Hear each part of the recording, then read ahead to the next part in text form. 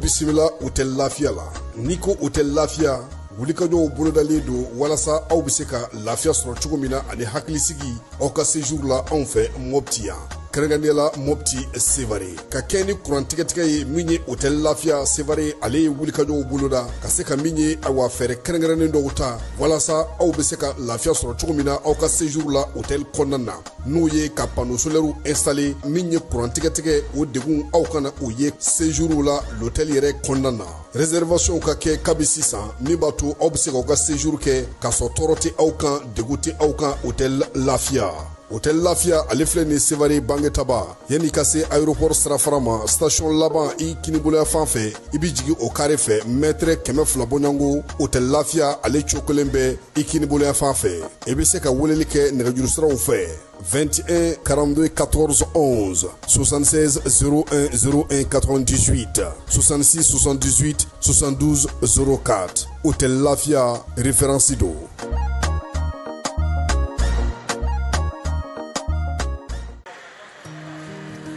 Dugukɔnɔna sigida dɔ la bɛɛ b'i ci la nka baara o baara kɔfɛ laɲini dɔ bɛ yen laɲini min bɛ kɔlɔsili walima bololabila ko fɔ Fatu filɛ nin ye a bɛ baara kɛ BTP de la a ye baara kura dɔ boloda k'a sɔrɔ a ma ko fɔ EDM mɔgɔw ye o nana ni mun ye kuranfili dɔ tigɛra sigida kelen bɛɛ bilala dibi la Fatu ta ye bololatigɛ dan ye wa a damaja mɔgɔ si la nin ye Mamadu ye taxi bolila don k'a to mobili bolila a ye kuran poto dɔ gosi k'a kari a ma boli wa a ye EDM SA ka centre d'appel wele a ka nin kɛwale ɲuman in b'a to ka sara wɛrɛ tɛna bɔ a la Mamadu ye fasoden ɲuman ye wa a jan bɛ bɛɛ ka lakana na nka bɛɛ tɛ nin hakilina ɲuman in sɔrɔ Isa filɛ nin ye a bi ka kɛ komi a bi baara dɔ la k'a sɔrɔ a bɛ ka kofere électrique fil de bɔ ka t'u feere kuranko la fɛn bɛɛ jate kan ka minɛ an kana kɛ Fatu ni Isa ɲɔgɔn ye an ka kɛ i komi Mamadu n'aw bɛ fɛ ka dingɛsen baaraw kɛ aw bɛ EDM SA ka servisiw wele walasa aw kana tiɲɛni don dugu jukɔrɔ filiw la fasodenw aw kana ɲina ka dantɛmɛ walew ko fɔ kuranko ta fan na aw bɛ weleli kɛ 36 077 la Agence Dunia Travel Service a ko a bɛ bonyamasegin foli kɛ ka ɲɛsin a ka sango hijidenw ma aw minnu ye danaya ta ka d'a kan aw ka hiji labɛn ni a kɛcogo ɲuman na n'an taara hɛrɛ la ka segin hɛrɛ la dumuniw ka ɲi bɛrɛbɛrɛli ka ɲi n'an mago bɛ diɲɛ fɛn fɛn na u b'a bɛɛ lajɛlen k'an ɲɛ donc an b'u fo k'u barikada directeur min tun b'a nɔfɛ n'o ye Amadu Mayiga ye a jɔra a jɔyɔrɔ la ɲɛmɔgɔya ko fɛn fɛn a jɔra a jɔyɔrɔ la ka nisɔndiya mɔgɔw la ka mɔgɔw bɛrɛbɛrɛ ka ko to mɔgɔw t'a la mɔgɔw tɛ min dɔn k'a ɲɛ yira mɔgɔw la an y'o baara de sɔrɔ duniya la kumu kelen kɔnɔ a ko ka aw bɛɛ lajɛlen laduniya silamɛ minnu bɛ Mali kɔnɔ ani minnu sigiyɔrɔ bɛnnen don diɲɛ jamana wɛrɛw ma k'a fɔ san wɛrɛ o hiji ni o umura o baaraw labɛnw daminɛna ka ban o tumana aw minnu b'a fɛ ka hiji kɛ damu lakana ni basigi kɔnɔ Agence Dunuya a kɛn bɛ k'o fɛɛrɛ bɛɛ lajɛlen tigɛ ka hiji kɛcogo ɲuman kalanw bɛɛ lajɛlen labɛn ka bila aw ɲɛ min y'i k'a dɔn siyɔrɔ ni damu ye ka surunya aw ka bato kɛ yɔrɔw la dumuni lak'i ka sanuma u bɛ tobi ka bila aw ka bolo ka saga n'a ka waati bɛɛ lajɛlen la dɔgɔtɔrɔ jolenw olu bɛ aw nɔfɛ hiji kɛ yɔrɔ ani bato kɛ yɔrɔ wɛrɛw bɛɛ lajɛlen la yɔrɔ bɛɛ ani waati bɛɛ baw bolo kuma dɔ o ka wusa ne de sen ka di ye Agence Dunia Travel Service jɛɲɔgɔn kelen min bɛ aw ka hiji ni aw ka humura kɛ k'a ɲɛ ale de do o fana ni aw bɛɛ kunnafoni wɛrɛ ɲini a ye weleli kɛ 66 71 37 24 70 64 99 71 ni aw bɛ u ka yɔrɔ ɲini u filɛ ni hippodrome yɛrɛ la immeuble station Soma Yafula Kulukɔrɔ sira da la o fana min y'i k'a dɔn agence Dunuya Travel Service ye k'u bɛ dugawu kɛ hiji ni umura kɛcogo ɲuman a n'a musakaw ala k'a nɔgɔya silamɛ bɛɛ lajɛlen ye. An balimaw a y'a fɔ tare Agri-Sup Bamako min ye sanayɛlɛ kalanso ye sɛnɛ baganmara ale ni jɛgɛmɔ ni vétérinaire k'an ka jamana kɔnɔ a siɲɛ fɔlɔ nin y'o dayɛlɛtɔ ye Bamakɔkaw fɛ yen École supérieure privée des sciences et techniques agricoles Sotiba Bamako yan min ye maa min b'a fɛ sa ka kalan kɛ sɛnɛko ta nasira fɛ baganmara jɛgɛmɔ vétérinaire ani sɛnɛ ta sira bɛɛ lajɛlen fɛ i wasa don Agri-Sup la u n'u ka système LMD ni maa min b'a fɛ ka DIT kɛ sa ka ɲɛsin reproduction animale incinération artificielle animale ma i bɛ se ka taa ye minnu fana b'a fɛ ka licence kɛ en médecine vétérinaire olu fana bɛ se ka taa ye min ye DIT reproduction animale ale ni incinération artificielle animale o bɛɛ lajɛlen kalan bɛ kɛ Agri-Sup la Bamako tɔgɔ sɛbɛnw olu bɛ daminɛ min ye novembre kalo tile 10 ye ka taa bila sa fo min ye kalanta olu waatiw la maa minnu mana yen sugandi i kɔni b'a dɔn i bɛ wasa sɔrɔ sabula min ye baganmara jɛgɛmɔ ka taa se vétérinaire baaraw ma o bɛɛ lajɛlen bɛ kɛ yen tɔgɔ sɛbɛn siraw sa olu ni tɔgɔ sɛbɛn ko ni sɛbɛn fɛn fɛn bɛ k'a la i bɛ se ka weleli kɛ nɛgɛjuru sira la min ye 74 98 74 47 74 98 74 47 min ye Agri-Sup Bamako ye a bɛ Bamakokaw fɛ yan kɛrɛnkɛrɛnnenya la Sotiba Estade Malien ale ka ndolati kɛrɛ kɛrɛfɛ n'aw taara ye don o don k'aw bisimila ka ɲɛ Jules Jean B. Kone vétérinaire don wa min ye kalanso in ye a tigi ye ale yɛrɛ ye a y'aw boli joona sabula min ye kalanyɔrɔ in ye a kalanso a hakɛw dɔnnen don yaasa aw ka se k'aw denw tɔgɔ sɛbɛn joona u ka kɛ an ma jigisigi ye.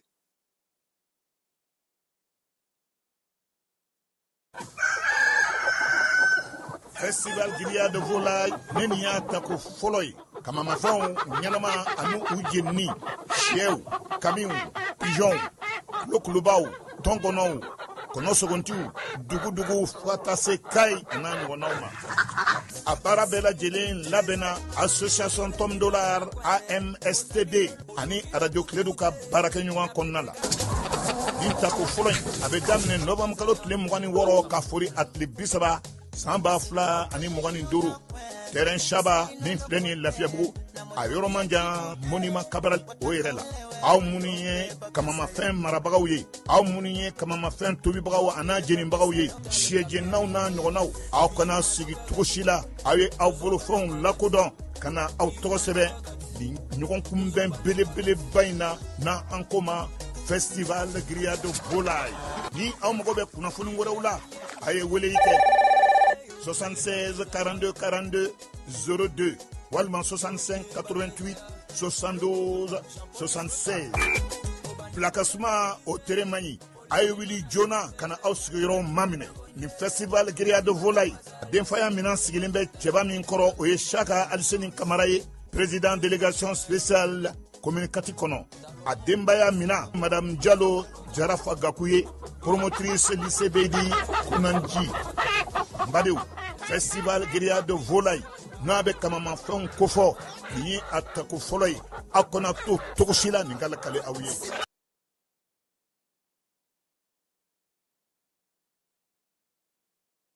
Labbaik Allahumma labbaik. En balimaw ni ye kunnafoni ye ka bɔ commission des agences du voyage du Mali Mali agent de voyage wa commission ba k'u b'a ɲini maliyɛn bɛɛ fɛ n'i y'a laɲini k'a fɔ ka taa hiji la i ka wuli ka t'i tɔgɔ sɛbɛn agence la agence min bɛ yen n'i y'a kanu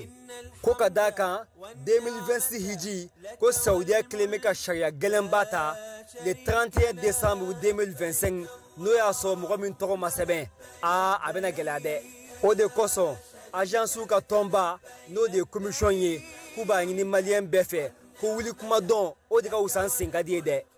ko agence bɛɛ kelen bɛ k'i ka dayɛlɛ ka maliyɛnw kunbɛn cogoya min na tɔgɔ ka sɛbɛn joona o de kosɔn ne min y'a laɲini k'a fɔ i bɛna taa hiji la walma k'i ka maa bila ka taa k'i ka wuli ka bɛn sisan ka boli ka taa agence min bɛ yen k'a fɔ n'i y'a kanu n'a ka baara taabolo y'i diya tɔgɔ sɛbɛnw i ka taa kɛ nin tun ye kunnafoli ye an ye kunnafoli min sɔrɔ ka bɔ Mali agent de voyage ka tɔnba la n'an k'a ma k'a fɔ commission ala k'a faamuya ko ɲuman di an ma assalamu alaikum.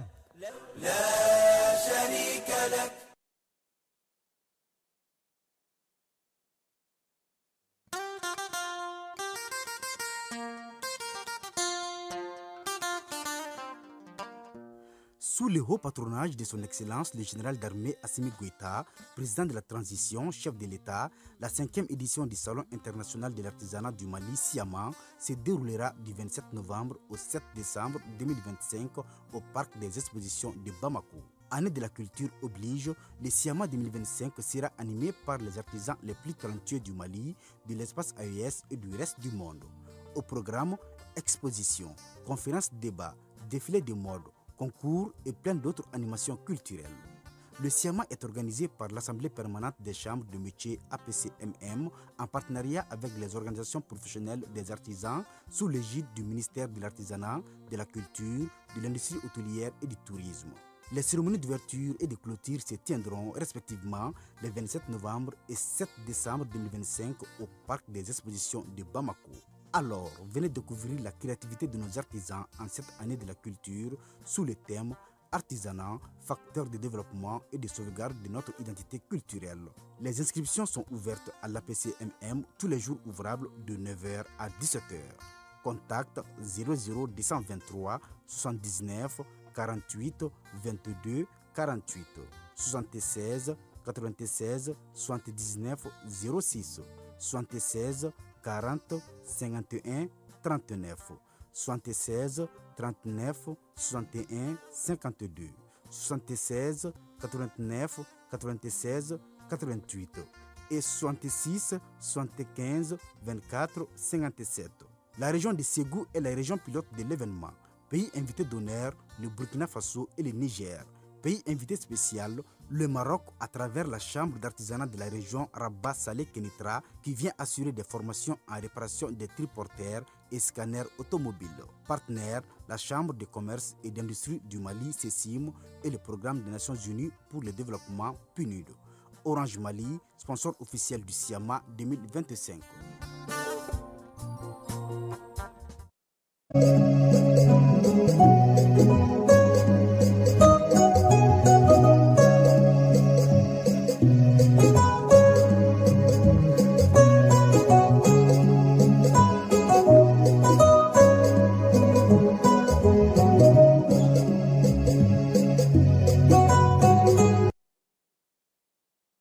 An filɛbaaw ni an lamɛnbaaw k'aw bɛɛ lajɛlen fo k'aw bɛɛ lajɛlen waleɲuman dɔn bi ye ntɛnɛn ye novambre kalo tile 17 san 2025 an ka kunnafoni la belebeleba bɛna taa se wolomasiri taba bɛ wuli ka jɔ min na luluni marabolo la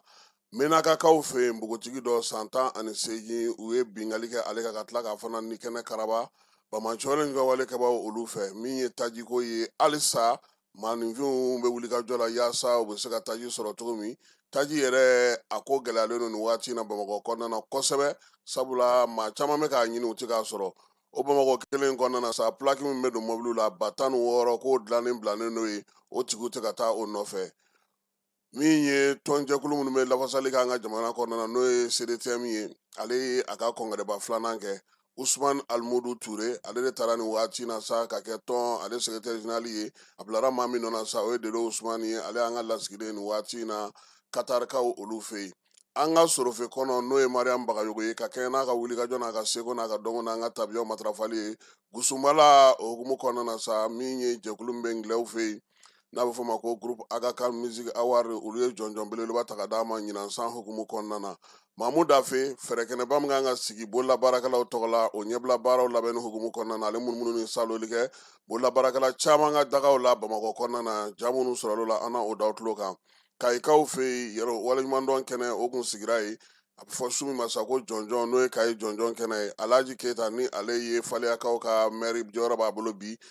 ale ye dɔ sɔrɔ o ko la Stade Malien Super Coupe ale y'o ta min ye Fédération Malienne de Football ye Fala ye u ka jɛrɛ min kɛra a y'a to AS Bamakɔ kura ale kɛra tɔnden ye nka min ye Segu ligi maaw ye olu tun ye wulikajɔ kɛ ko fédération bɛ ka sariya sɔsɔ kɛ han k'u ye FC Jara ta cogo min ka taa n'a ye première division na k'a b'a kɛ sariya kɔnɔ min ye Segukaw wulila k'u jɔ kaki f'a kɛra Moti de ye Segu deli ko Segu ka a ka o laɲini bɔ yen ko a ka kɛ bɛn ni sabati kama nka ko sariya sɔsɔ kɔni don u yɛrɛ bɛɛ jɛra n'a ye ko salle kɔnɔna Falaye a sumana tɔn Falaye ne ma min faamu o ye ne ka kunfin jate ye n ti bɛrɛ dɔn balontan na sa nka aw ye championnat tan championnat banna pewu équipe mun kɛra Bokuru ye n'a jiginna o jiginnen kɔfɛ a ye deuxième division mɔgɔw ka championnat labɛn k'o organiser min kɛra fɔlɔ ni filanan ye o la olu yɛlɛla première division na olu ka troisième de bɛ ta ni équipe dɔ bɔra la wa ou bien aw bɛ taa min kɛra salon Bokuru ye a bɛ t'o de ta ka yɛlɛ an k'a lajɛ o sira dɔrɔn fɛ aw ye championnat ba ban ligue 1 ban pewu o Bokuru o fɔra ko o bɛ taa jigin deuxième division na o kɔfɛ aw ye monté min b'a to mɔgɔw ka se ka na première division na a y'o labɛn o fɔlɔ n'o filanan dɔnna olu mɔgɔw taara o kɔfɛ min kɛra salon Bokuru ye aw bɛ t'o ta k'o yɛlɛ o tuma ninnu ye balontan min kɛ nafa jumɛn yer'o la sisan et puis hali n'a b'a kɛ a y'a fɔ mɔgɔw ɲɛna jɛ de don Segukaw kɔni bɔra n'a kuma ye k'a jira k'a fɔ ko sariya sɔsɔ min bɛ fédération kɔnɔ ko k'a dabila sabula Segu tun bɛ ka min laɲini o tun bɛ taa kalata de la a ko la Falaye n'a dun tun kɛra kalata ye a kun da bɛ to fédération na wa a bɛ na ni gɛlɛya nka min filan filɛ nin ye o y'u ɲɛtugu min kan nin ye o fana kɔlɔlɔ ntan tɛ sabula dɔ bɛ se ka wuli saison kɔnɔna na k'a jira k'a fɔ ale jouera monté la ale ye nin jɔyɔrɔ sɔrɔ ale ka fisa ni FC Jara ye min cira pewu et puis salon ni salon na sini ko Falaye FC Jara in kɛlen don ka Mali football fɛn wɛrɛ bɛ sɔrɔ a kɔnɔna na anw tɔw tɛ min dɔn peut-être nin y'an don kan ye sɔgɔmada in na farali kana taa n'an ye an ka ɲinɛ an nakun kɔ.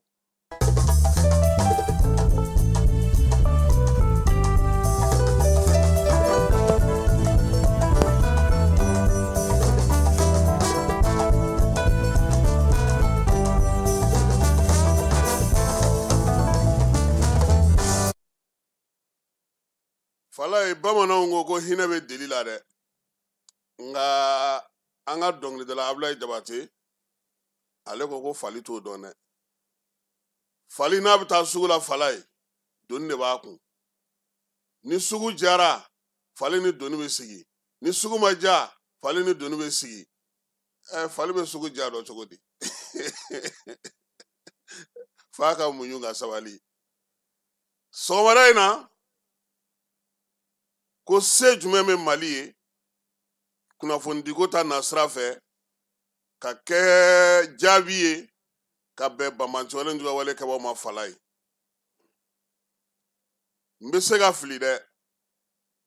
ni degun bɛ Mali marabaaw bolo bi k'a daminɛ depuis Modibo Keyita fo ka na se nin waati ma Falaye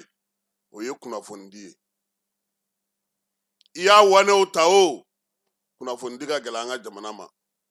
i y'a senkolaw ta o kunnafonidi ka gɛlɛn an ka jamana ma an dɔnfɛn de tɛ Falaye kuma tiɲɛ de ye nin ye an tɛ ka sɔn o de ma maa ka ɲi i bɛrɛmaji de la Falaye n'i y'a mɛn ko sɛ kunkolo tɛ dege dogo barama kɔrɔ fiyewu ani wulu kunkolo ma tobi barama kelen de kɔnɔ n'o tɛ a ti y'o ji la dɛ bɛɛ b'a dɔn bi k'a fɔ ko min ye degun min bɛ anw ka jamana kan Moritani jamanakuntigi a ka laseli labanw na a ko k'a ka jamanadenw ma k'u ka Mali hinɛ minɛ k'u ka ŋaniya ɲuman ta ka ɲɛsin Mali ma ko yaasa Mali bɛ se ka lafiya Falaye anw fana b'a fɔ Moritani jamanakuntigi ye ale fana ka anw hinɛ minɛ saharaka minnu bɛ ka bɔ ale fɛ n'o ye mercenaires ye n'u bɛna kɛlɛ kɛ Mali kɔnɔ Algérie ka yamaruya kɔnɔna na ale fana ka fɛɛrɛ ɲini olu la ten k'olu lajɔ a fɛ yen an ka maa minnu fana bɛ yen n'olu bɛna na kɛlɛ kɛ n'u bɛ taa furakɛ a fɛ n'u dagalen don a fɛ yen a fana k'an hinɛ minɛ a ka olu dɔw bɔ ka da an ma an ka se k'a dɔn ko an ka balimaya n'an ka sinji a bɛ ka min fɔ k'o ye tiɲɛ ye nansaralakaw ye fɛn bɛɛ lajɛlen kɛ Falaye Faransi tɛ Faransi ye Angleterre tɛ Angleterre ye Italie tɛ Italie ye Espagne tɛ Espagne ye sɔrɔ min b'an ka jamana kɔnɔ olu b'a dɔn k'a dɔn ala kari ka tɛmɛ anw kan sabula u y'an mara u b'a dɔn ko min bɛ yen kɛlɛ tun misi kunkolo nɔfɛ da dugura nɔfɛ ko don Falaye nafa min b'o la bɛɛ lajɛlen b'o dɔn anw ka jamana sigilen don min ye sɔrɔ lahawta sɔrɔ banbali sɔrɔ kuda yi wolomasiri tabaw bɛ ka baara kɛ ka wuli ka jɔ kɛ ka se sɔrɔ o ko la fala yi ani an dɛmɛbaa minnu y'a dɔn k'a fɔ ko an n'u bɛɛ lajɛlen bɛ se k'an bolo di ɲɔgɔn ma k'a sɔrɔ m'a fɔ an ka taa yan fɛ an k'a kɛ tan irisi b'o o ɲɛma ka sini da o kan tiriki b'o la iran b'o la min ye indi ye a n'a tɔw fala yi olu bɛɛ lajɛlen walima kɔsa in na min ye farafinna jamana caman bɛ yen olu yɛrɛ wulila ka n'u jɔ sa ko ni mali yɛrɛ ka se ka kuma ko ye k'an k'a ta ɲɔgɔn da hali n'o y'a sɔrɔ an tɛ jɛkulu kelen kɔnɔna na an k'a lajɛ baaraw bɛ se ka kɛ cogo di fala ye nin baara min bɛ ka kɛ nin ye an bɛ ko min na nin t'a labɔli kɛ dɛ an bɛ kɛlɛ min na n'i y'a kɛ 100 ye fala ye 60 o de ye kunnafoni ye minisiri mana mali la fɔlɔ min sera ka kunnafoni di baara kunnafoni di taabolo kunnafoni di kɛcogo an ka wuli ka jɔ an bɛ min nɔfɛ ka se ka o kɛ ka se a dan na fala ye télévision soba n'o ye arajo mali ye hali surɔ n y'a ye k'a fɔ u ye ja dɔ ta bamakɔ kɔnɔna na feerelikɛlaw bɛ ka bɔ suguw ka di fɛnw da ka di sɛw bɛ ka feere o ye tiɲɛ ye nka fala ye o bɛ labɔli kɛ wa dan bɛ yɔrɔ jumɛn na o la maa ma falen dɔ tun b'u bolo kɛnɛ k'a ye fala ye bɛɛ lajɛlen ka se dan de ye fala ye i bɛ min dɔn i b'o de dɔn o ka baara ye kɛlɛko ni fɛnw ye nka kunnafoni di ko a ye min fɔ kunu o t'a ka baara ye dɛ a ko fɛɛrɛ tɛ se ka sɔrɔ fɛɛrɛ bɛ yen fala i b'a dɔn min bɛ yen sisan anw ka jamana kɔnɔ yan anw bɛ ka min kɛ kunnafoni di ye o cɛ ka jan nin kɛlɛ in kunbɛli kunnafoni di la kosɛbɛ sabula anw yɛrɛ kunna sirilen don an ka jamana kɔnɔ ni nin waati laban in yɛrɛ tɛ ala ni bɔlɔlɔ sababu kibaruyaw bɛ di maaw bɛ bɔ k'u hakilila fɔ se bɛ minnu ye se tɛ minnu ye minnu y'a faamu cogo min olu bɛ ka jɔyɔrɔ min kɛ bi n'u bɛ ka jamanadenw hakili sigi o ka bon ni gouvernement yɛrɛ ka kunnafoni di takɛsow ye fala ye i bɛ arajo mali ta ni télévision dayɛlɛla mun b'a la ka caya dɔn tɛgɛrɛ ko minnu bɛ yen n'olu foyi tɛ se jamanadenw ma suma ko nɛgɛ kanɲɛ 20 fala ye kunnafoni bɛ di heure 1 k'a daminɛ nɛgɛ kanɲɛ 20 ka taa bila kanɲɛ 21 na a bɛɛ bɛ nanzarakan na o bɛ mun ye jamanadenw ye o y'o ye fɛɛrɛ minnu fana tigɛlen don minisiri minnu fana bɛ baara la olu ɲɛna ko n'u ni maa maa bɛnna k'u kan ka kuma o fɛ fala ye o tɛ n'i ye aw caman ɲininka yan aw b'a fɔ ko minnu filɛ nin ye faransi ni maliyɛnw don u bɛ ka nin kumaw fɔ a ma a b'anw ɲɛna ko u ni faransi jamana maaw de bɛ ɲɔgɔn bolo ayi fala jɛkulu de bɛ diɲɛ kɔnɔ minnu ka baara ye kunnafoni di ye ka kuma mɔgɔw hakili fɛ ka se k'aw sɔrɔ ka se ka fɛɛrɛw sigi sen kan wa o mɔgɔw caman bɛ anw fana ka jamana kɔnɔ yan fala ye gouvernement bɛ to ka kuma o tuma a yɛrɛ ka kulu ni minnu wele fala ye olu dɔnko ka dɔgɔ nin ko in na a ka bon olu ma bi min kan ka kɛ anw y'a faamu cogo min ka kɛ n'an ka dɔɔni dan ye fala ye sabula dɔɔni yɛrɛ ye dɔɔni de ye Ablaye Diop minisiri minnu b'a lasigiden minnu b'a bolo fala ye minnu bɛ États-Unis minnu bɛ Faransi minnu bɛ diɲɛ jamana wɛrɛw fɛ u ka bɔ u ka kuma u ka laseli kɛ yen jamanaden minnu b'u fɛ k'u wele k'u ɲininka fala in b'an kali lasigiden minnu b'an ka mali bolola bi n'u bɛ diɲɛ dugubaw kɔnɔ n'u ye maliyɛnw yɛrɛ wele k'a fɔ ko kunnafoniko fɛɛrɛ ye mun ye n bɛ n kali ye fala ye an bɛ fɛɛrɛ sɔrɔ hali n'a ma ban bamakɔ yan olu bɛ mun wele chargé de mission chargé responsable directeur de communication ORTM ni fɛnw fala ye a tɛ labɔli kɛ a tɛ se ka baara in kunbɛn u ka fɛɛrɛ dan ye tubabukan dɔnni ye an ka seko an ka tabiya an ka taabolo an ka maanifiya kɛcogo o baara tɛ kɛ n'o ye tubabu jate o bɛ ka baara kɛ n'o de ye e bɛ se ka wani ka fɛn kɛ k'a kɛlɛ cogo di i b'a kɛlɛ ni mun ye olu ka fɛn bɛɛ ye tubabukan in de ye a wuli tubabukan a jateminɛ ye tubabukan a miiri tubabukan jɔnni y'o kalan kɛ aw kunna ni tubabuw tɛ aw bɛ se ka na fɛɛrɛ sɔrɔ o tuma na soso bɛ sosofagalan dilan k'a yɛrɛ fa wa f'an k'o de dɔn an bɛ yɔrɔ min na bi an mago bɛ malidenw na minnu ye nin baara ninnu kɛ k'u dɔn k'u dɔnkɔla kari seko ni dɔnko ta sira fɛ an ka tabiyaw ta sira fɛ diɲɛ kɔnɔna na maliyɛn minnu bɛ yen bi fala ye n'u bolo ni mɔgɔbaw bolo bɛ ɲɔgɔn bolo fɛɛrɛw b'u bolo u kana ɲinɛ o kɔ u k'u wele k'u ɲininka ne bɛ to ka nin fɔ kuma o kuma i b'a fɔ ko a kuma ti mɛn fala ye ne ko ngo malien munun be yan k'u ka tɔn sigilen don ko malidenw minnu bɛ kɔ kan ko olu don sɛnɛkɛla ɲuman jumɛn bɛ malidenw na kɔ kan u k'olu ɲini bɔlɔlɔsira maa ɲɛnama jumɛn bɛ u k'olu ɲini kunnafonidi sɛbɛn jumɛn bɛ u k'olu ɲini fɛɛrɛ o fɛɛrɛ bɛ fala bi an bɛ kɛlɛ o kɛlɛ la dugu jukɔrɔ nafa ko kɛlɛ ni fɛn bɛɛ lajɛlen u ka hakili jagabɔ yɛrɛ kɛ min tɛ ka mɔgɔw wele ka pɛrɛjɛmu d'u ma k'i sagona mɔgɔw sugandi a mana fɔ ko minisiri min ka mɔgɔ wele u bɛ taa a somɔgɔw n'a limanaw wele ka bɔ diɲɛ fɛ ka na sigi ka na baro kɛ ka taa mali tɔgɔ la taa tɛmɛnɛ si tɛ bɔ n taabila ye nalen premier ministre a ka baara taabolo mun an ye a kunbɛ ka ɲɛ a ko de ko ka kunnafonidilaw ka kɛnɛ sigi a wolola mun na mun sɔrɔla a kɛnɛ kan o sɛbɛnw taara min munna u ma lawaleya parce que baara fana tɛ n nana n ye fɛn fɔ a wolola mun na u ko ka mun de kɛ olu bɛ mini a jumɛn lawaleyara fala ye n bɛna nkalon dɔ tigɛ i ye sisan président kabi ko in daminɛna n bɛ se ka fili dɛ ne y'a kumakan mɛn siɲɛ kelen fala ye yɔrɔ jumɛn Buguni Asimi kumalen Buguni o ye nafa min ye Mali ye o ka ca n'an ye kunnafonidi fɛn fɛn kɛ nin waati laban in na o de la président ka kuma président bɔli président ka laseliw u kan k'o labɛn fala ye a b'anw ɲɛna ko n'an ni kunnafonidila dɔ bɛnna k'o bɔra o nana diɲɛ ci dɔ la an bɛ taa olu fara ɲɔgɔn kan ka kuma olu fɛ o tɛ dɛ nin bɛ labɛn de e minisiri bɛ yen o e tɛ yen o nin labɛnnen don jamana tɔgɔ la ka bila ye ka baara kɛ ni a ye e bɛ taa min bɛ nin kɔfɛ o fana b'a ta o dabada kelen ma ka taa fala ye an de fɛ yan ne bɛ kɛ sisan minisiri ye n b'a aw bɛɛ wele ka taa n ka minisiriso la n bɛ taa ɲɛsin mɔgɔw ma ka sɛbɛnw ta ka wuli u kama ko verificateur ka to ka yɔrɔ sɛgɛsɛgɛ u ka musaka o si tɛ ka sira ye e yɛrɛ bɛ se ka mun kɛ an b'o de nɔfɛ fɔlɔ a ma fɔ k'i ka na i ka kiiri kɛ o i bɛ se ka taa minisiriso la i bɛ taa sɔrɔ mɔgɔ dɔ bɛ a jɛlen a tilennen a bɛ ka baara kɛ ka ɲɛ nka ne nana i ɲɛ tana ko ye e bɛ mun jaabi sɔrɔ e bɛ ka kiiri min bɔ ale la n'o kiiri ɲɔgɔnna bɔra e yɛrɛ ka sɛbɛn mana ta e yɛrɛ bɛ baara min na o sɛbɛn mana ta ka taa di verificateur ma ko k'o yɛrɛ sɛgɛsɛgɛ i nali ni sisan cɛ o caman bɛ ye dɛ kɛmɛ kɛmɛ sara la i b'a dɔn ko Mali minisiri joli b'a ka bien déclaré a t'ale 5 bɔ ka taa fɔ nin de n ka sɔrɔ ye a tɛ 5 bɔ damadɔni o de b'u t'u ta dafa ani premier ministre sinon a minisiri tɔ si tɛ se ka taa a ka sɔrɔ fɔ ne e wulila la ko ka taa dɔw sɛgɛsɛgɛ o de la kunnafonidi na fala ye Job ale ye fɔlɔ ye a ka lasigiden minnu bɛ yen a k'u bila fɔlɔ maliyɛn minnu bɛ yen u k'u wele u n'u ka kuma u ka kunnafoni d'u ma o fana se min ye o k'o kɛ hali dɔw ko ko plainte tɛ se ka don ninnu kɔfɛ nkalon don gafe foyi tɛ yen bi ko plainte tɛ se ka don min na fala ye n bɛ misali d'i ma BBC kɔsa in na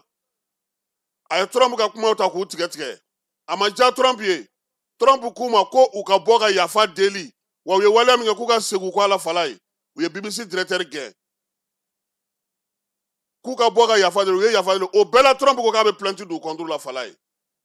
plainte kɔrɔ tɛ ko i ye wasa sɔrɔ nka a bɛ to yen a bɛ dɔn u ka jamana mɔgɔw fɛ k'a dɔn parce que an fana bɛ ka min kɛ an fana kan ka kuma ninnu ka jamanadenw fɛ o olu bɛ ka na kuma anw fɛ yan tuma an fana kan ka fɛɛrɛ de sɔrɔ an bɛ kuma u ka jamanadenw fɛ cogo min na an ka mɔgɔ minnu b'u fɛ olu kan ka bɔ de ka kuma k'a jira k'a fɔ aw ye nin kɛ anw na a ma bɛn an ma mɛ n'o tɛ yen ambassadeur bɛ ambassadeur la dɔrɔn ka taa ka na k'a denw n'a muso n'a senw o tɛ ambassadeur hali papiye bɛ dilan maliyɛn minnu i t'o baara yɛrɛ kɛ n'a fɔra ko gɛlɛya fana b'an kan i kan ka jamanadenw fana wele i k'u sigi i ka kuma fɛ i k'i hakilina yir'u la i k'u ɲininka aw yɛrɛ ka fɛɛrɛ ye mun ye falaye walaye dɔ bɛ bɔ ni fɛɛrɛ dɔ ye Brésil lajɛ bi kɛ n ko maliyɛn de bɛ ka yen biométrie dilan Brésil a biométrie ko bɛ maliyɛn de bolo o bɛ se ka faamu wa est-ce que an delila k'olu wele an delila k'u ɲininka bi mɔgɔ minnu bɛ yen n'olu se bɛ u ye kosɛbɛ Amérique duguba dɔw la falaye maliyɛnw de don munna o tina parce que u b'a ye k'a fɔ mɔgɔw t'u wele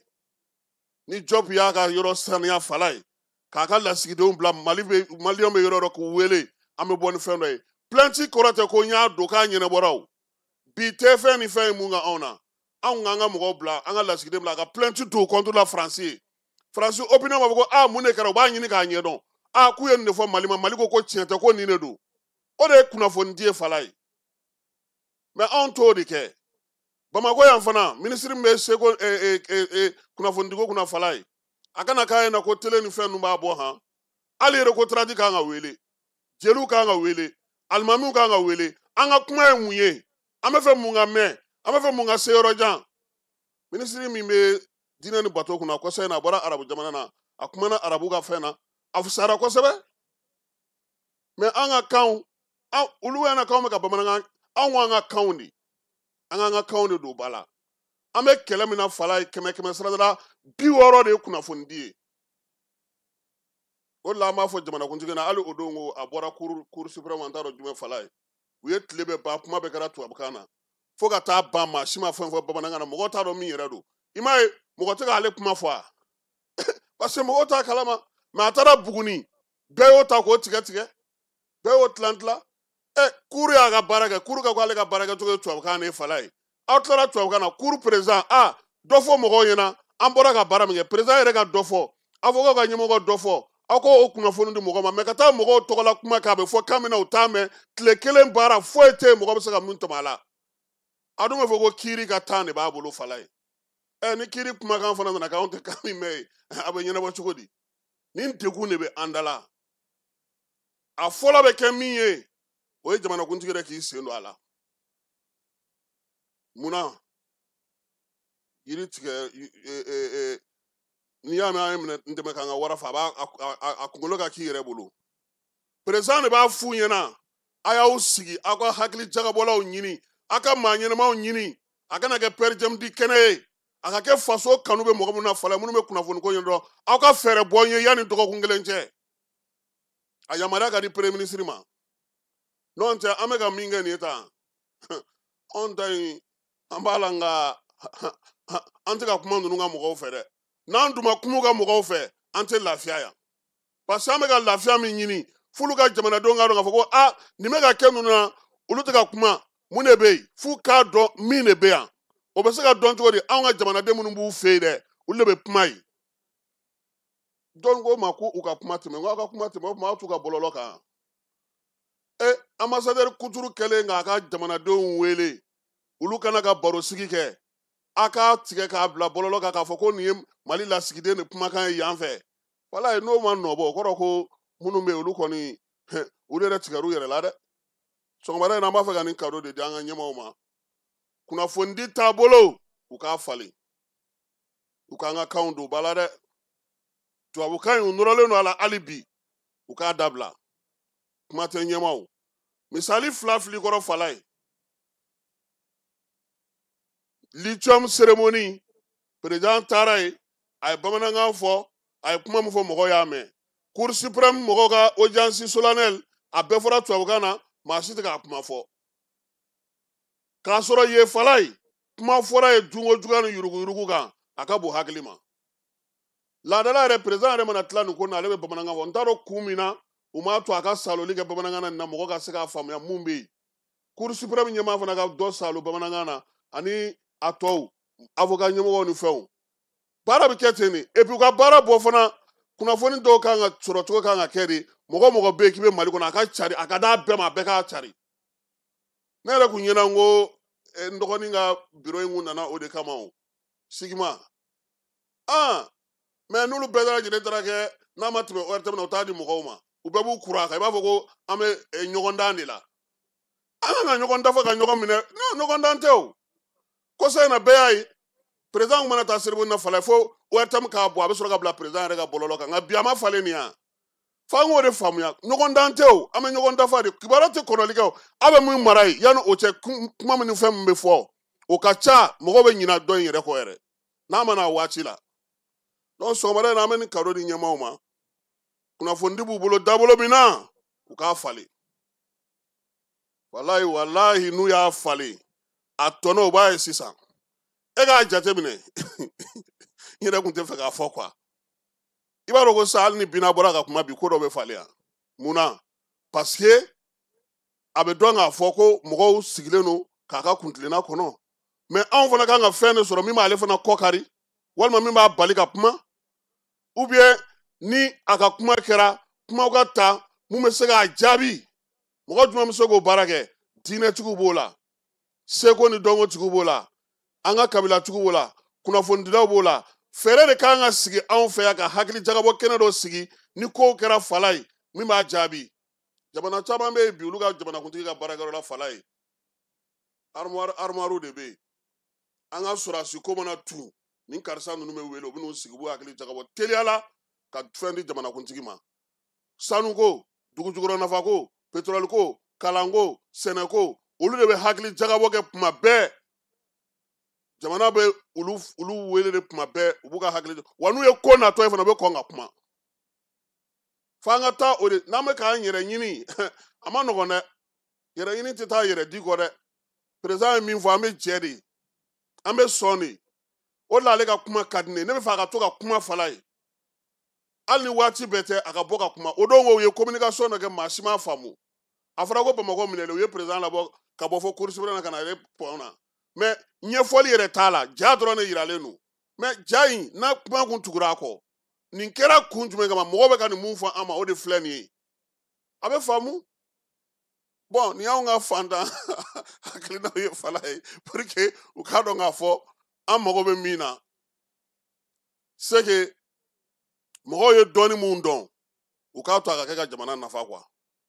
o waati de sera wa sira caman bɛ yen ne ye kunnafonidi de ta dɛ sira caman bɛ yen nin bɛ se ka kɛ sira minnu fana na a tɔ caman de bɛ yen nka n'an m'a falen hali mɔgɔ b'a fɔ ko ka réseau datugu réseau tɛ datugu i bɛ réseau la na i kanu na de datuguli t'a fura ye o ninnu bɛ ka mun fɔ aw fana bɛ se ka mun fɔ jɔnniw bɛ yen n'u kumana u bɛ lamɛn jɔnniw bɛ yen n'u ka sigidaw la u bɛ lamɛn u ka kinw na u bɛ lamɛn u ka kabilaw la u bɛ lamɛn misiri kɔnɔ mɔgɔw b'u ka kuma lamɛn wajulikɛla jumɛn bɛ yen bi n'u bɛ tiɲɛ ni fɛnw fɔ mɔgɔw ɲɛna ka se ka jamana bɔ degun kɔnɔ nin bɛɛ de kan ka jateminɛ fala ye parce que kɛlɛ in ye kunnafonidi de ye dɛ papaw olu bɛ k'u jɔ o jɔyɔrɔ bi walahi armée bɛ ka min kɛ bi n'o tun tɛ san b'a sɔrɔ ninnu ye fɛn fɛn fɔ u y'a bɛɛ kɛ mais an bɛ ala fo ka ala barikada bi sɔrɔdasiw bɛ baara min na walahi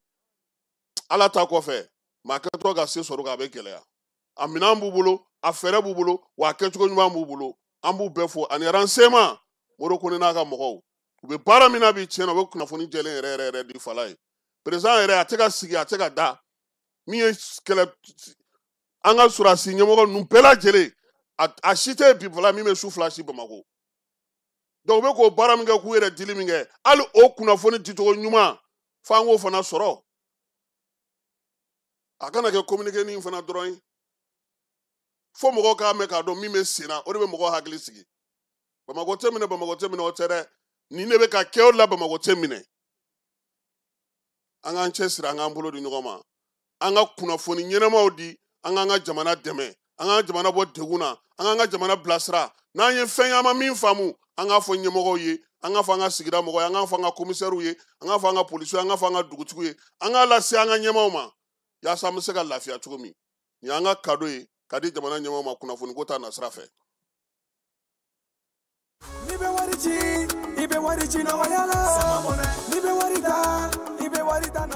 Sama mɔnɛ bi maliyɛnw jɔrɔna ko n'u hamina ko dɔn o de la sama mɔnɛ ma fɛn fara a ka wari cili musakaw kan wa a ka nɔgɔn ni Mali wari ci siraw bɛɛ ye a ma da aw ma dɛ sama mɔnɛ bi dɔ fara aw de kunna wari kan ni wari bonisi ye awɔ ni wari bonisi ye kɔni aw ka sanni kɛ ni sama mɔnɛ application ye aw bɛ wari sɔrɔ aw ka compte bonisi la ka daminɛ crédit la abonnement télé fo ka taa se courant ni ji sarali ma aw bɛ bonisi sɔrɔ nin bɛɛ la n'a ka bonisi buguna dɔrɔn aw bɛ se k'a yɛlɛma aw ka sama mɔnɛ compte la ka sanni wɛrɛ kɛ n'a ye walima ka taa wari jɛbɔ an ka lasigiden dɔ fɛ yen aw ye mɔnɛ bɔ aw yɛrɛ la a k'a si filɛ sisan ni sama mɔnɛ application téléchargeli ye Play Store walima App Store kan ka sɔrɔ k'aw tɔgɔ sɛbɛn ni sama mɔnɛ ye aw de kunna wari bɛ augmenter sama mɔnɛ i yɛrɛ ta bɛɛ lajɛlen ma aw minnu b'a fɛ ka voyager k'a sɔrɔ a ma degun sɔrɔ a ka voyage kɔnɔna na compagnie de transport Somatra u y'a kanu ka na ni kari kura caman ye kari minnu dilanna norme kɔnɔna na aw ka lafiya kama a suspension wo a climatisation a siège wo n'i ye kari jɔlen ye foyi tɛ jigin kɔnɔ i bɛ se ka don a kɔnɔna na cogo min na Somatra e ka kari Somatra ne ka kari Somatra anw ka kari o hukumu kɔnɔna na kari ninnu bɛ sira ta don ko don Bamako, Sekou San, Moti, Kuchala, ka taa se Sikaso ma, Kenyeba, Kita. O ma ɲina Yoro di Sahel maaw kɔ ka taa se Kolokani, Jijeni fo ka taa se Bɛnma ma. Somatra fiɲɛ foroko, Somatra ka wuli hɛrɛ la ka se hɛrɛ la. Ayiwa kiliyanw aw bɛ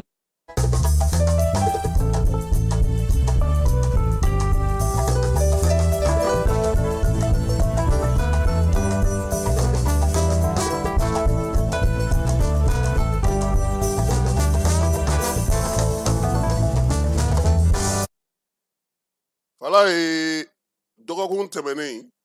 an kun ye luluninko kuma fɔ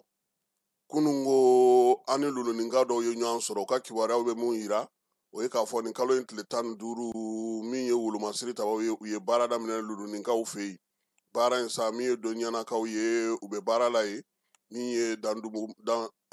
Dadumadugu ka taa se Tabakɔrɔ ma ale ni kura ninnu bɛɛ lajɛlen baara bɛ ka kɛ yaasa ka se lulunin dugu yɛrɛ kɔnɔna na kibaruya dɔw fana y'a yira sa k'a fɔ wolomasiri tabaw kɔni taara lulunin dugu kɔnɔ maa minnu bɛ yen n'olu ka butigiw jenina ni yɔrɔ minnu karila ka se ka taa olu kɔni minɛnw bɛɛ lajɛlen ta ni fure ninnu yaasa u ka janaja bɛ se ka kɛ cogo min armée kɔni tɛ ka kibaruya di sabula baara kɛcogo o y'o ye nin waati in na nka u y'a yira sa kɔni k'a fɔ lulunin n'a lamini bɛɛ lajɛlen kɔni na fɛɛrɛw bɛ ka sigi sen kan yaasa wolomasiri tabaw bɛ se k'u ka baara kɛ cogo min maa minnu fana bɛ yen sa n'olu kɔni kuma taa pewu sabula bɛɛ lajɛlen ma boli kelen kelen minnu tora yen olu bɛ ka lamɛn ka se ka baara tɔ nɔgɔya yaasa dugu bɛ se ka basigi cogo min na ka kɛɲɛ ni an ka kunnafoni sɔrɔlenw ye a yirala fana k'a fɔ ko lulunin yɛrɛ kɔnɔna na bi muso dɔ bɛ yen Fala ye o bɛ ka ɲini janfa in a bɔra ale fan ale ye maa caman yira ka yɔrɔ caman kofɔ Bamajɔlen juguya walekɛbaw ye wolomasiri tabaw kɔni y'o jabɔ sa ka bugunatigɛ di n'Ala sɔnna a ma kibaruya nataw la an n'a yira maaw la npogotigi k'a ye tiɲɛni don an ka dugudenw kun kosɛbɛ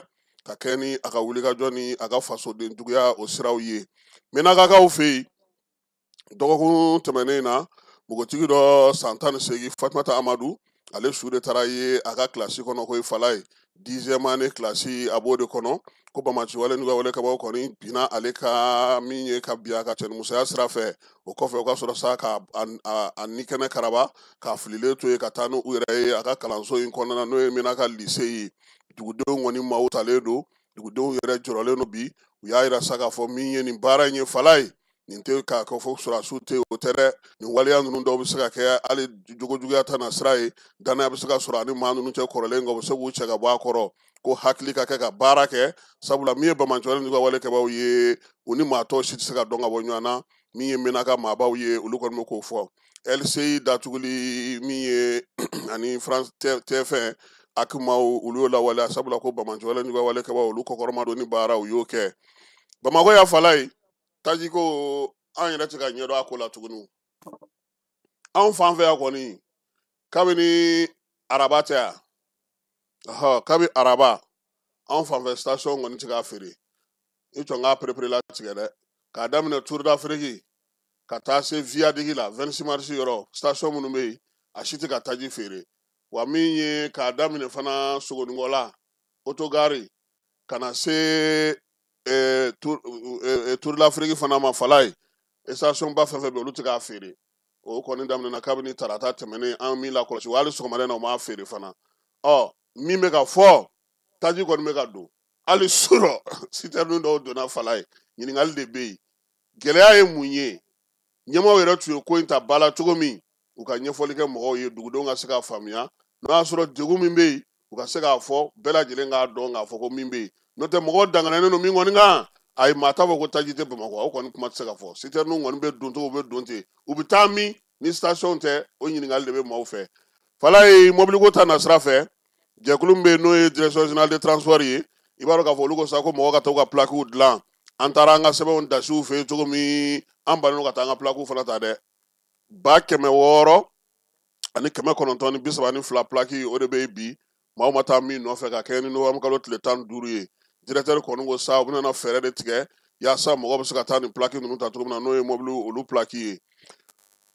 baarakɛlaw ka lafasajɛkulu min b'an fɛ yan n'a fɔ ma ko CDTM nin dɔgɔkun in na ale y'a ka kɔngɛrɛba filanan kɛ Fala ye kɔngɛrɛba in baaraw kun cɛra kununko min ye Usumani Alimudu Ture ni école karamɔgɔ don ale kɛra tɔn in secrétaire général ba ye koyi CSTM u y'a yira sa k'a fɔ ale tun bɛ kɛnɛ kan INTM tun bɛ kɛnɛ kan CMT tun bɛ kɛnɛ kan baara in daminɛ don kibaye kumakan minnu sɔrɔ an ka jɛ ka olu lamɛn. Baarakɛlaw bɛ yen mais jama min ka ca kosɛbɛ min jama ka ca o de ye artisan ani secteur informel ye. An y'a yira k'a fɔ k'a ta ba la ba ka don u ka baara la considération ka da u kan n m'a fɔ u ma considérer cogo dɔ la o kɔfɛ n ko k'a lajɛ kuma in bɛɛ kun ye min ye élection professionnelle de bɛ ka na an bɛ ka ŋunuŋunukaw mɛn ko secteur informel tɛ don a kɔnɔ an tɛ sɔn dɛ jamana in bɛ secteur informel de kɔ la bi ani artisanw kɔ la kabi 2012 artisanw sɛgɛnna u tɔɔrɔ la fo k'a fɔ k'u sɛgɛnna donc sisan ni ko bɛna kɛ ko ka jɔyɔrɔ di baarakɛla sugu bɛɛ lajɛlen ma n b'a kɔni ɲini secteur informel ka don élection professionnelle kɔnɔ an fɛnɛ jɔyɔrɔ ka d'a ma la. Hakɛ de don a b'u ka gafew kɔnɔna la ni san damadɔ tɛmɛna u kan ka fara ɲɔgɔn kan ka na sigi ka kuma u ka ɲɛmɔgɔw ni u kan ka falen u ka falen ni mun kan ka sigi sen kan u ka sigi sen kan walasa kuma ani baara kɛcogo bɛ se ka nɔgɔya u ka jɛkulu kɔnɔna la donc u y'an wele bi ka na an n'u bɛ jɛ ka baara kɛ ɲɔgɔn fɛ anw ye kɛnyɛrɛyew ye anw de ni baarakɛlaw bɛ baara kɛ ɲɔgɔn fɛ donc jamana ta tɛ se ka taa n'an ma jɛ ka taa ɲɔgɔn fɛ u y'an wele ka na an ka na sigi k'o seereya bɛɛ t'i ka nin hakɛ in waleya donc olu y'a kɛlen mun kɛ an b'u fo k'o waleɲuman dɔn k'a ɲini bɛɛ ka se ka nin kɛ ministre yɛrɛ y'a fɔ a ka kuma kɔnɔna la ne yɛrɛ y'a fɔ n ka kuma kɔnɔna la an ka laɲini tɛ dɔwɛrɛ ye mali bɛ lahala mun na bi bɛɛ ka sigi ka kuma an ka fɔ ka bɛn kɛ o ka fisa ni an ka fara-fara an ka kɛlɛ wɛrɛ kɛ mun ni an ka ko si tɛ taa. Congrès ye fɛn min don a ka ɲi organisation kɔnɔ a b'a to furugufurugu bɛ bɔ organisation kɔnɔ a b'a to ni minnu ye dɔɔnin kɛ olu fana bɛ place di dɔwɛrɛw ma walasa bɛɛ ka se ka ɲɔgɔn dɛmɛ laɲini ye min ye syndicat kɔnɔ n'o ye ka baarakɛlaw ka hakɛ ɲini ka d'u ma walasa o baaraw bɛ se ka kɛ k'a sɔrɔ furugufurugu ma bɔ parce que furugufurugu de bɛ na ni syndicat tilali ye donc mais ni congrès bɛ k'a date la a b'a to furugufurugu tɛ kɛ an ye pacte de stabilité sociale signé 2023 n'i y'o pacte de stabilité lajɛ centrale bɛɛ y'a signé ka fara syndicat autonome bɛɛ kan mais n'i y'a lajɛ a point dɔ bɛ yen n'o ye point 32 ye u b'a fɔ ko syndicat ka kɛcogo bɛɛ la u k'u ka congrès date respecté c'est pour que an nisɔndiyalen don n'a nana nin kɛnɛ kan an b'u fo k'u encourager k'a fɔ nin kana k'a bannen ni ni congrès kɛra u k'u jija congrès wɛrɛ o fana ka kɛ a cogo la o de b'a to syndicat yɛrɛ bɛ bonya parce que n'i yɛrɛ b'i ka papier bonya o b'a to militant yɛrɛ bɛ syndicat yɛrɛ bonya o b'a to jamanaden tɔw yɛrɛ fana bɛ syndicat bonya donc an tun b'o kɛnɛ de kan an y'o ladilikanw de d'u ma ka tila k'aw fo u ka jɔli la parce que an ye an ka kuma kɔnɔ ko an bɛ chauffeur fo an bɛ transporteur fo an bɛ apprenti fo an bɛ pompier fo mɔgɔ mɔgɔ bɛ kɛ sababu ye ka na ni carburant y'an ka jamana kɔnɔ nin wagati in na an y'u bɛɛ fo an ka kuma kɔnɔna na donc o de tun b'a fɛ ka fɔ k'u encourager u k'u jija congrès ka kɛ nin cogo la k'a sɔrɔ mankan ma bɔ a la an y'o fana ladilikan d'u ma. Congrès baara kɔni kun cɛra fala ye min ye Usumani Alimudu Ture ale bilara Dedo Usumani nɔ na Dedo Usumani ale de tun ye CDTM a secrétaire général ba ye min ye Usumani Alimudu ye ale dɔnnen don kosɛbɛ sabula i ka maa ninnu ancien signataires olu ka kɛlɛbolotigi kun don ni ɲɛmaaya in sa an bɛ dugawu kɛ min ye Usumani Alimudu ye ala k'a ta fanga ko a la n'ala sɔnna a ma tɔn yɛrɛ fana u ye tɔgɔ fana falen an na tila ka segin kibaruya in kan maaw bɛ se k'a faamuya cogo min na su kɛrɛnkɛrɛnnen min bɛ sigi n'u b'a fɔ ma ko Kayi jɔnjɔn kɛnɛ ale tako filanan baaraw kɛra Kayikaw fɛ yen Faliyakaw ka maire jɔyɔrɔ bɛ maa min bolo n'o ye Alhaji Keyita ye ale yɛrɛ maaw la sa maa minnu ye jɔnjɔn sɔrɔ min ye su filanan ye sa a kɛra u yɛrɛ ka danganda la Carrefour des Jeunes na Kayikaw fɛ sibiri tɛmɛnen nin kalo in tile 15 maa minnu bɛ sa n'olu ye jɔnjɔn sɔrɔ min ye Faliya maire ye ale bɛ o la ka taa fara min y'an yɛrɛ terikɛ kan min ye Tapa Uri ye ale fana b'o la ani Mama Falo wɛrɛw Faliya maire bibi na ale de kɔni bɛ Faliya dugu kunna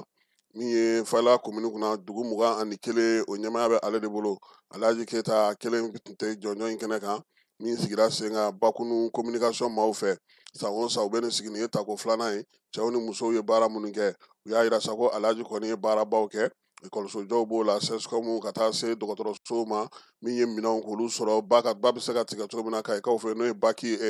faleyakaw fɛ n'o ye baki ye u ka denmisɛnninw ka so n'o y'u ka carrefour de maison de jeunes ye a y'o fana la kurakuraya ambulances ni jibodo ni panneaux solaires k'olu sigi sen kan baara caman cɛ ni muso ka se k'olu dɛmɛ kuma tɛ bolomayɛlɛma baaraw ka musow dege o la sifinw fana ka dege o baara ɲɔgɔnnaw la ka na Bamakɔ yan fo ka taa se faleya kɔnɔna na a y'o mun kɛ ko y'a to a sugandira ka don nin ko in na Alhaji yɛrɛ ko sa ko jɔnjɔn in kɔni ye faleyaka bɛɛ ta ye k'ale y'a dugu 21 cɛ ni muso ni denmisɛnninw sabula olu bɛ jɛ de ka baara kɛ ɲɔgɔn fɛ a b'u fo maa minnu fana bɛ yen sa n'olu ye kɛnɛ in sigi k'olu fana fo maa minnu bɛ yen n'olu fana ye jɔnjɔn sɔrɔ k'olu fana fo k'olu waleɲuman dɔn baara in ale kɛko ɲuman na ko Ala ka san wɛrɛ ta Ala ka o nɔgɔya u ye.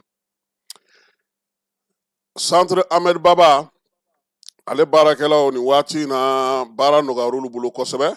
sabula manuscrit mun tun bɛ yen n'o ye gafew ye gafe minnu sɛbɛnnen don bolola fala ye olu caman ba de kun lana dugu Bamakɔ yan kɛnɛya taw b'o la sɔrɔ taw b'o la soromani ni kiiri tigɛli suguyaw an'an ka tariku o bɛɛ lajɛlen kun nana Bamakɔ yan san 2012 nin waati na u segira ka t'u nɔ na nka bilalen don sa min ye minɛn kɔnɔna minɛn min n'o ye bɔlɔlɔ sira minɛn n'u b'a fɔ ko k'a numériser waleya in kun kɛra sa ka se ka minɛn ninnu kisi bi Tɔnbukutu kɔnɔna na a kɛlen don ɲɛ damu yɔrɔba ye sabula a dilanna k'a ma ɲɛ kosɛbɛ min b'a to o bɛ se ka a ye seko ni dɔnko an bɛ taa ale kɛnɛ kɔnɔ.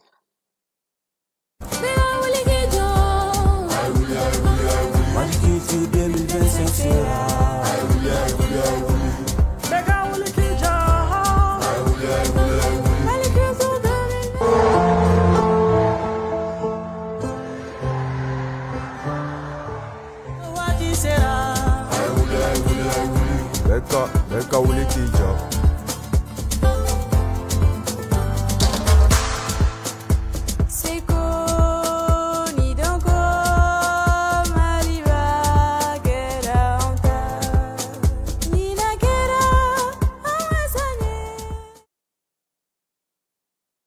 Ngilɛw ka faaba kɔnɔ waleɲuman dɔn jɔnjɔn taara ka di Mariam Bagayogo ma. Mariam Bagayogo n'i y'ale fɔ dɔrɔn fala i bɛ Bɛlɛdugu fɔ wa i bɛ Gusunbala o fɔ bi bi na min ye Bamaram ye si bɛ san 87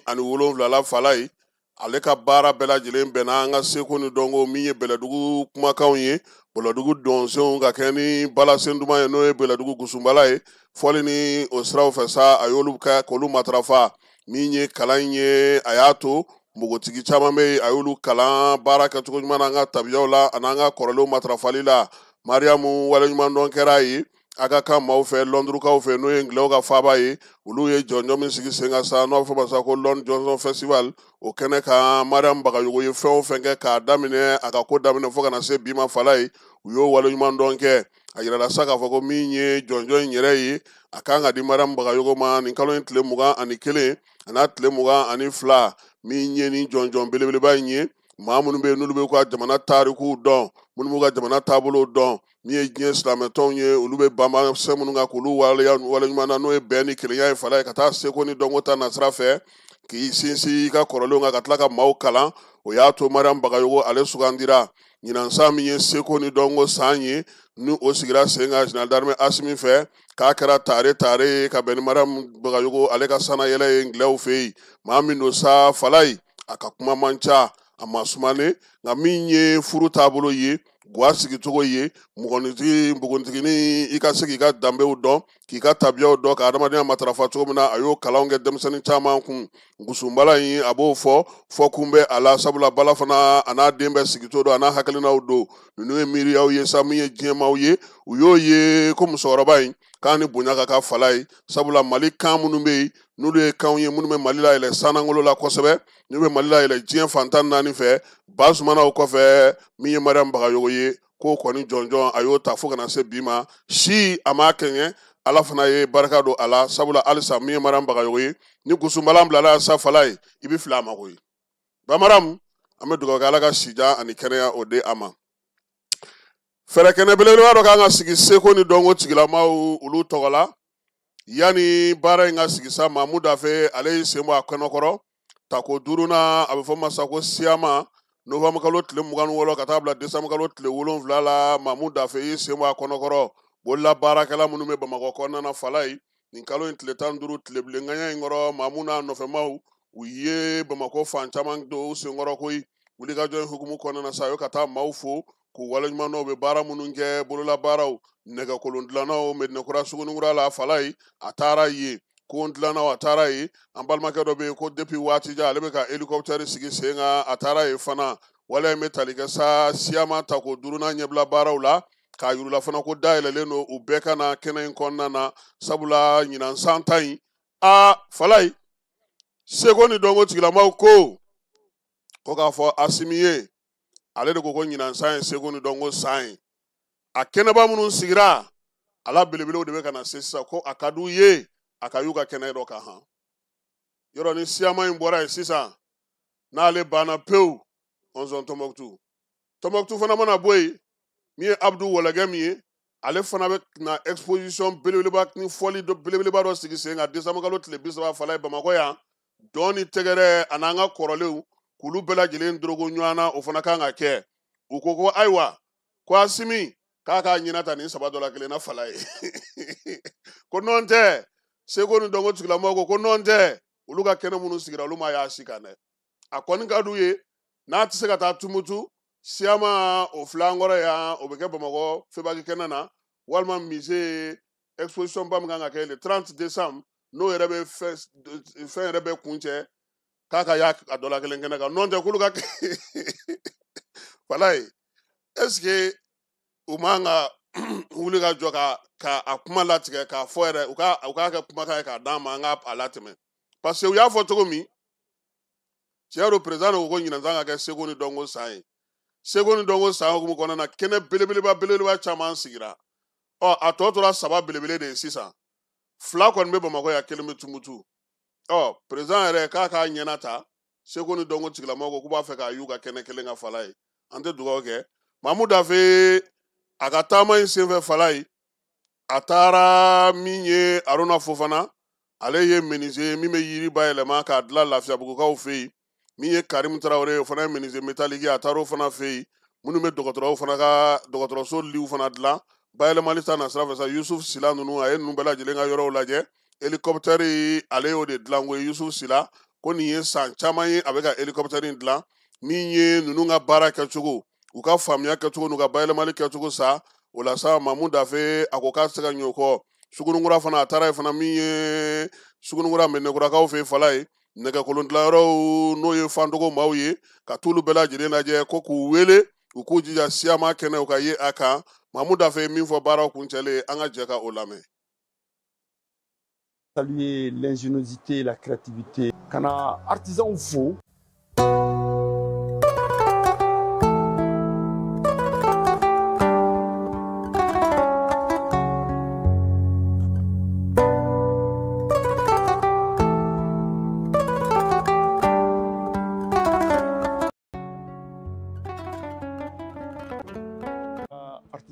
N'o y'an ka balolabaarakɛlaw ye an ka industrie locale nin y'a san 5nan ye n'an b'a wele ko salon dɔgɔfiyɛ Mali ka dɔgɔfiyɛba dɔ bɛ yen n'o ye bololabaaraw ka dɔgɔfiyɛ nin y'a ta ko 5nan ye a bɛna bila yamaruya min kɔnɔ jamanakuntigi n'o ye général Asimi Goyita ye ale de bɛna a ko ɲɛmɔgɔya kɛ kurukari kɛ mais hakilina in nana fana ka bɛn san ma jamanakuntigi ye san min ta ka di seko ni dɔnko di bololabaarakɛlaw ma n'an ye bololabaarakɛlaw ka san de ye donc salon in bɛ daminɛ nin kalo ye tile 27 la a bɛ ban décembre kalo tile 7 la o tile 10 kɔnɔna na an ye ci bila an balimaw AES bololabaarakɛlaw ma ani farafinna bololabaarakɛlaw ani jamana ɲɛmɔgɔ caman n'u minnu bɛ baara kɛ seko ni dɔnko ni bololabaara ɲɛmɔgɔyaw la farafinna muna an fɛ yen pendant 10 jours tile 10 kɔnɔ pour que an kana an ka seko ni dɔnko an ka bololabaarakɛlaw ka baara u ka créativité an'u ka cɛsiri an'u ka seko u bɛ se min na donc o de kama ne yɛrɛ wulila sɔgɔmada in na ni APCM président ani directeur national de l'artisanat ani n ka cabinet mɔgɔw pour que kana yala kana artisanw fo k'u ka baaraw lajɛ n'a sɔrɔ labɛn cogoya bɛ cogo min na. Misi n'an fɛ yan nɔ bi a diyara an ye kosɛbɛ vraiment a diyara an ye an tɛ se ka foli fɔ ka s'a dan na vraiment n'u sera ka nin kɛ artisans ye u ye fɛnba kɛ et puis a bɛ kɛ sababu ye ka courage di an caman ma pour que caman ka se ka effort kɛ ka baara kɛ ka ɲɛ ka finition di bon anw fana n'a ɲɔgɔnna caman de bɛ yen minnu bɛ baara kɛ nafa cogoya a caman ala an t'a da dɔn Mali la i nafa bɛ cogoya min na parce que siama ye san 2 o san 2 donc 5e édition an bɛna to mun na nin sisan an b'a ɲini artisan bɛɛ fɛ mun bɛ se mun na minnu bɛ se mun na bɛɛ ka labɛn kɛ bɛɛ ka taga pour que u ka taa fɛn yira an ka dan yɛrɛ la ni an ka baara ye an ka dan yɛrɛ la n'an ka jamana ye k'a fɔ an bɛ se ka fɛn fɛn kɛ an ka jamana kɔnɔ yan'a ka bɔ yɔrɔ wɛrɛ la ka na k'an bɛ se ka bɛɛ kɛ yan nɔ an yɛrɛ ye. bon nisɔndiya min bɛ ne la bi a tɛ se ka fɔ ka s'a dan na aw yɛrɛ nali min kɛra visite la anw bara yan vraiment ne content na yan n content na kojugu an bɛ ala de deli a k'an dɛmɛ pour que an bɛ se ka baaraw sɔrɔ cogoya min na gouvernement marché sɔrɔ cogoya min na bon ni tabali ninnu an bɛ ninnu dilan dɔgɔtɔrɔso hôpital ninnu kama ale ni liw bon ni table opératoire ye bon ni o ye table d'accouchement ye menuiserie métallique Lafiabougou goudron Sexaël. Atenya. Il a eu compter bien de toute façon. Ne kɔni de y'a dilan ne de y'a fɛn bɛɛ k'a foyi ma bɔ yɔrɔ si la ne de y'a bɛɛ dilan ni bolo yan atelier la a bɛ pan kɛ ne de fɛn dilan ko fɛn bɛɛ ko dɔ kɛ ten dɔrɔn ne bɛ fɛn fɛn dilan a b'a ka baara bɛɛ de kɛ kabini ne denmisɛnnin ma ne bɛ ka fɛn dilan k'a kɛ photo dɔrɔn non j'ai toujours travaillé ka complet ne ka fɛn dɔ dilan a ka ko dɔ kɛ ten dɔrɔn min ta ka sɔrɔ a tɛ se ka baara bɛɛ kɛ ne ma o kɛ o. an b'a kalifa minisiri la an bɛ an kalifa an ka président Madi Mengolo la minisiri an y'a dɔn an y'a kalo kɛ kabini a ma se yan donc a mana bɔ yan a ka jija an bɛ lafiya cogo min na a k'o ɲini.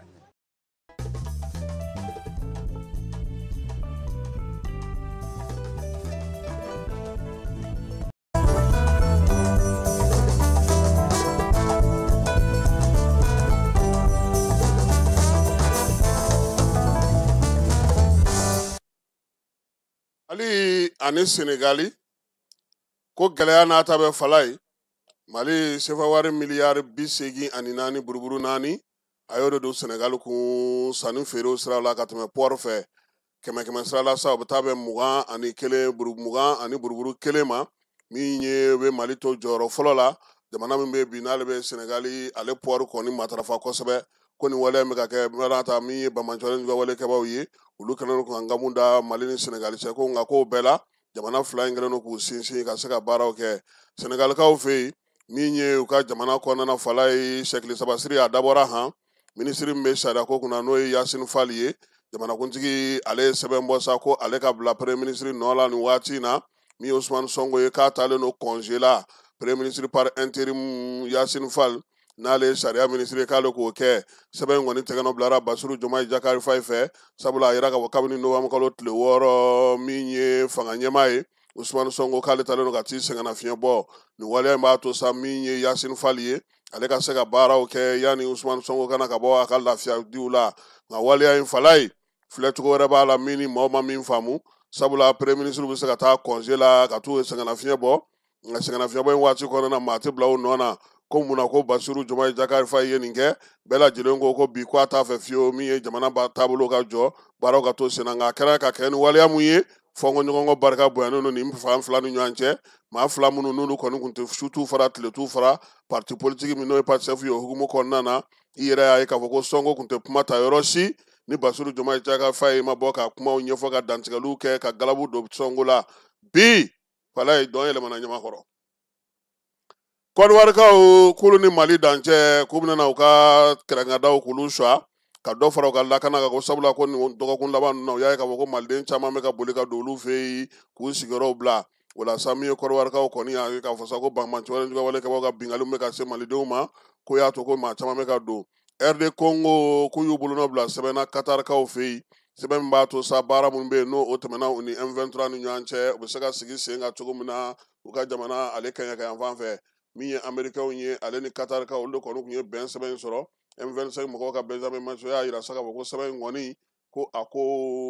a ka gɛlɛn kosɛbɛ ko a ko fana k'u bɛ fɛɛrɛ sigi sen kan sa yaasa a ka se ka taa wolo bɛɛ yɛrɛ la bɛn bɛna lafa kɛrɛnkɛrɛnnenya Washington ale ni Doha ka wuli ka jɔ olu hukumu kɔnɔna na Tanzanie jamanakuntigi ale y'a yira jumadon sa k'a yira k'a fɔ ko min ye u ka sɛgɛsɛgɛli ko min tun bɛ senna fala ye ka kɛ ni maafa ye ko kɔni ko datugura fɔlɔ kalata laban in na sa a yira k'a fɔ ko yen ko kɔni gɛlɛyara kosɛbɛ denmisɛnnin caman bɛ yen sa ko olu minɛna ko olu bɛɛ lajɛlen bila u ka t'u ka so min ye ɲɛnajɛ belebeleba dɔ o bɛ berezilikaw fɛ yen ɲɛnajɛ min senfɛ sa a yira k'a fɔ sa ko maa caman de bɔra sa belɛmukaw fɛ yen u ka nisɔngoya k'o yira min ye waati yɛlɛma kɔlɔlɔ o hukumu kɔnɔna do fala ye yaasa kungokolo fandanbanda minnu bɛ berezilikaw fɛ yen bi olu bɛ se ka lakana cogo min na fɛɛrɛ bɛ se ka sigi o ko la cogo min na waati yɛlɛma kɛlɛlɔ kan'o sɔrɔ taama in kɛkun y'o ye u b'a fɔ masa ko COP 30 fala ye o ɲɛbila baaraw do bɛlɛmukaw fɛ yen Ukraine ni Grèce k'olu kɔni tɛgɛnɛ bila sɛbɛnna Atɛnikaw fɛ yen yaasa gazi min bɛ yen n'o bɛ bɔ Ukrainekaw fɛ yen olu ka se k'o sɔrɔ fo ka se décembre kalo ma ani mars kalo nata san 2026 sɛbɛn kɔni a yirala sa k'a fɔ k'a tɛmɛna gouvernement fila in olu de ni ɲɔgɔn cɛ farikolo ɲɛnajɛko ta nasira fɛ fala ye Stade Malien ale ye se sɔrɔ kunu min ye joliba AC ka 1-0 baara in bɛ tali kɛ sa u b'a fɔ masa ko super coupe Ben Umar Sy ni ale bɛ san kɔrɔ o farikolo ɲɛnajɛw datugu ka san kura k'o taw dayɛlɛ Zumana Sɛnpara sanga 41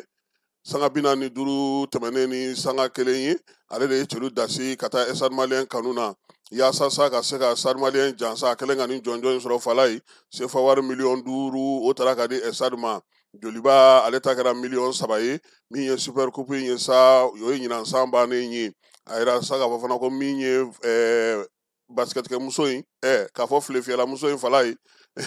super coupe in k'o bɛ bɛn ale fana ka carrière banni ma han n'o ye Mariam Kulibali ye nin ye ale kɔni fana taale sɛgɛnnafiɲɛbɔ la sa farikolo i ɲɛ bɛ min n'a kɛrɛfɛ tan fo fugula b'a kunna i t'a dɔn a i kun kan ka nin dɔn dɛ e ma Dante tɔgɔ mɛn arbitre Dante nin ye Dante de ye nin arbitre muso in k'o fana ka filefiyɛ nin y'o nɔgɔyalen ye Mariam Kulibali k'a y'a se kɛ koyi nin waati na sa ci wɛrɛ kelen dira a ma ani donbolo yaasa a bɛ se ka taa ka sɛgɛnnafiɲɛbɔ mɔnɔbɔli kɛ n'o ye cogo min na fala yanni nin cɛ sa Fédération Malienne de Football ale yɛrɛ kun ka lajɛ bɛ yen u b'a fɔ ma ko Assemblée Générale Ordinaire o lajɛ in senfɛ sa baaraw kɛra sibiri tɛmɛnen nin kalo in tile 15 u y'a yira sa k'a fɔ ko min ye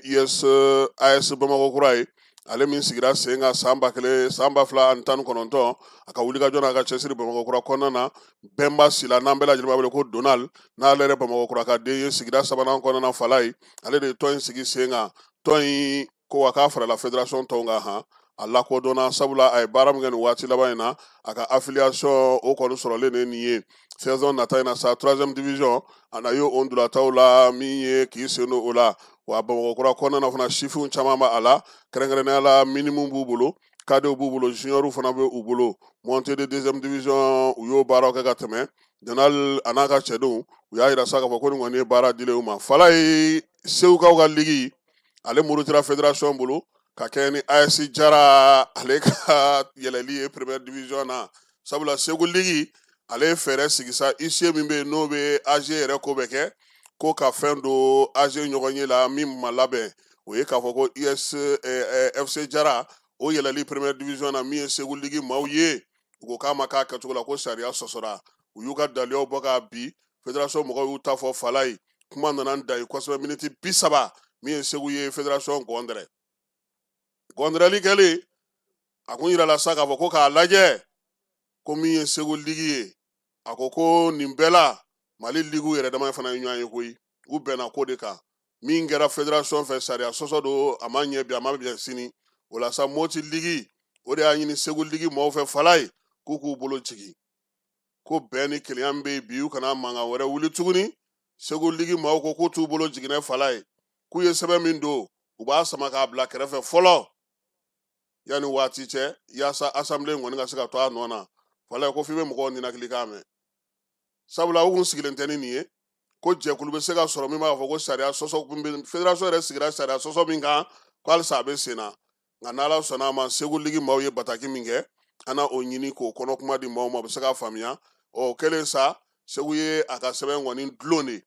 u m'a bɔ yen dɛ u y'a dulon ko sabula FC Jara salon championnat na ale kɛra bokuru de ye fala ye championnat banna montée organisera montée kɔfɛ tɔnw taara ka yɛlɛ munna olu tɔnw sabanan ma ta ka fara championnat kan fo ka na ni maa min kɛra bokuru ye championnat ah dernier kɛ bokuru tɛ dernier ye wa